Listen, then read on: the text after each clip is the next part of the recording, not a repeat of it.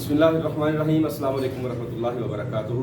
मेरे प्यारे नाज़रीन, उम्मीद है अल्लाह की रहमत के ज़ेर साया होंगे आप। एक साथी बल्कि एक नहीं कई अहबाब अक्सर ये मैसेज करते हैं मुझे, व्हाट्सएप पे भी करते हैं और यूट्यूब पर भी आकर सवाल करते हैं कि बचपन की गलत कारियाँ कर कर के कुछ बल्ले नहीं रह गए। भाई बचपन में क्या गलत कारियाँ की? हर इंसान खताओं का पुतला है, गलतियाँ। अगर कोई गाइड करने वाला ना हो, मिस गाइड करने वाले हों तो फिर ऐसा ही होता है। जिस तरह नबी सल्लल्लाहु अलैहि वसल्लम ने फरमाया ना कि बंदा अपने दोस्त के दीन पर होता है। दोस्त सोच समझ कर बनाना चाहिए कि हम जो दोस्त बना रहे हैं वो किस कैटेगरी का है, गंदा है, मंदा है, उसका क्या माइंड है, कैसा है वो। इस तरह दोस्त बनाते हुए एहतियात कीजिए, पहली बात। तो ये वीडियो खासकर नौजवानों के लिए, और एक साथ ही आपको ये बात भी बताता चलूँ कि नेशनल काउंसिल फॉर तिब ने जो कानून लागू किया है, ये यूट्यूब के ऊपर ऐसे लुच्चर किस्म की वाहियात किस्म की वीडियो चढ़ा के लोगों ने, जिनको और काम ही कोई नहीं, उन्होंने इतना गंद डाला हुआ है। मैं नेशनल काउंसिल फॉर तिब के तमाम अहदेदारान को इस चीज़ पर मुबारकबाद देता हूँ कि उन्होंने इस चीज़ को बैन किया कि कोई बंदा भी लुच्चर किस्म की वीडियो नहीं अपलोड करेगा, ताकि ये जो जाली किस्म के 2 नंबर किस्म के हकीम है ना, तबीब है, इन्होंने तिब को बदनाम किया। तो उन्होंने ये फैसला किया कि जो भी कोई ऐसी लुच्चर किस्म की गंदी किस्म की वीडियो अपलोड करेगा, उसकी PHC की जो रजिस्ट्रेशन लाइसेंस है वो भी मनसूख कर दिया जाएगा, और नेशनल काउंसिल फॉर तिब की जो उनकी रजिस्ट्रेशन है वो भी मनसूख कर दी जाएगी।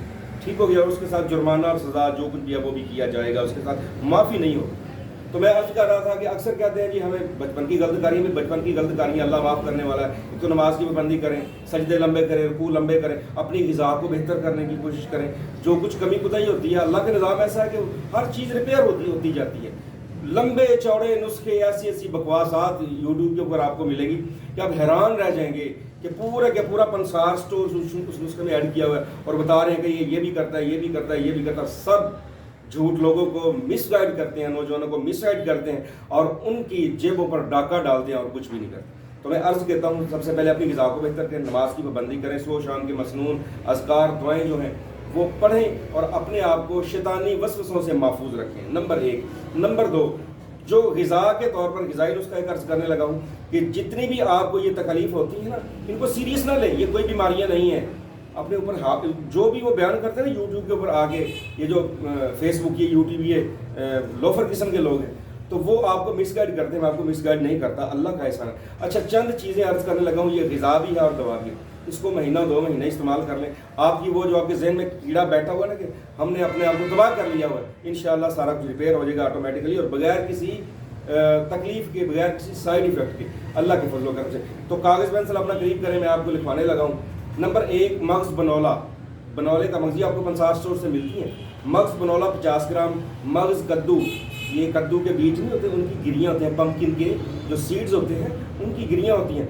और मग्ज़ तरबूज के जो बीज होते हैं उनके अंदर जो मग्ज़ियात होते हैं उनको। और मग्ज़ बादाम, ठीक है। और ये लेनी है आपने 50 ग्राम। सब्ज़ इलायची अच्छी क्वालिटी की, उसके बीज निकाल लें। 20 ग्राम इलायची में से तकरीबन 10 से 15 ग्राम बीज निकलते हैं, वो भी निकाल लें।